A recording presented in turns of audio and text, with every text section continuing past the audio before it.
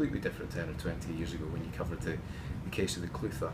And it was interesting actually, the night I came back into the office, I asked a lot of senior staff at the paper, how many people here have covered a big helicopter crash before? And they all put their hands up. Yeah, I've done 4, 5, 6 over the years, because some of them have worked here for 30 years.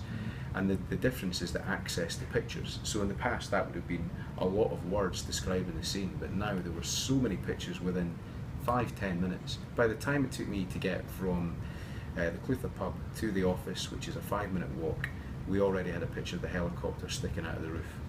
Now that's how quick those pictures had emerged. 20 years ago, we'd have had to get a photographer, probably from his house at that time of night, to get there. It would have depended on how lucky we were about having a photographer in town who would have had the best picture first. And social media and citizen journalism has completely changed that rush for the story. It's not just about pictures, it's about headlines for us as well.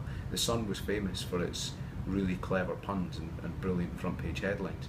People are doing that on Twitter immediately as stories break, trying to beat us to it. I'll give you an example. When Pep Guardiola signed as manager of Bayern Munich, our headline would have been Auf Wiedersehen Pep as he left Barcelona. But it was on Twitter, so we couldn't run that headline because it had already been done. It wasn't clever because people had already said it.